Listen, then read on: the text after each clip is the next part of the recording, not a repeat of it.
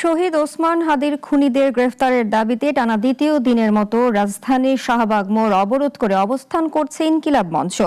বিচার নিশ্চিত না হওয়া পর্যন্ত রাজপথ ছাড়বেন না বলেও ঘোষণা দেন তারা। শুক্রবার জুম্মার নামাজের পর থেকেই শাহবাগে অবস্থান নিয়েছিলেন ইনকিলাব মঞ্চের নেতাকর্মীরা। শহীদ ওসমান হাদির খুনিরা গ্রেপ্তার না হওয়া পর্যন্ত রাজপথ ছাড়বেন না বলে সাফ জানিয়ে দিয়েছেন দলের নেতারা। এই জনগণ রাস্তায় নেমে এসেছে, মানে রাস্তায় চলে এসেছে। যতক্ষণ পর্যন্ত হাদি ভাইয়ের খুনিদের ব্যাপারে সুস্পষ্ট কোনো ব্যাখ্যা আমরা না পাবো ততক্ষণ পর্যন্ত এখান ছেড়ে যাচ্ছি না। কনকনে শীত উপেক্ষা করে সারা রাত শাহবাগে অবস্থান ধরে রাখেন ইনকিলাব মঞ্চের নেতারা। ভোরের আলো ফুটতেই শিশু, নারী সহ সাধারণ মানুষ হাদি হত্যার বিচারের দাবিতে শাহবাগে অবস্থান কর্মসূচিতে যোগ দেন।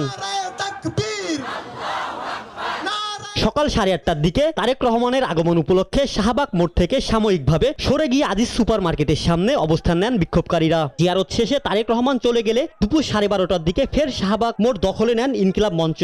এই একটা বিজি জায়গায় এইভাবে গুলি করে নিরাপদে সরে যাওয়া ইট ইজ ইম্পসিবল। সরকার কেন এটা বিচার করছে না? এরপর থেকে বিভিন্ন স্লোগান দিতে থাকেন বিক্ষোভকারীরা। শহীদ ওসমান হাদির খুনিদের গ্রেপ্তার না হওয়া পর্যন্ত শাহবাগ ত্যাগ করবেন না বলেও ছাপ জানিয়ে দিয়েছেন ইনকিলাব মঞ্চের নেতারা। আমরা আমাদের ভাইয়ের বিচার আদায় করে তারপর বাসায় ফিরবো ইনশাআল্লাহ। খুনের পেছনে কাদের কালো হাত রয়েছে আমরা শুধু তাদের সহকারে জনসম্মুখে আমরা বিচার চাই। আমরা যতদিন পর্যন্ত হাদি ভাইয়ের হত্যার বিচার না হবে ততদিন পর্যন্ত শুক্রবার থেকে যান চলাচল বন্ধ থাকায় ভোগান্তিতে পড়েছেন সাধারণ মানুষ।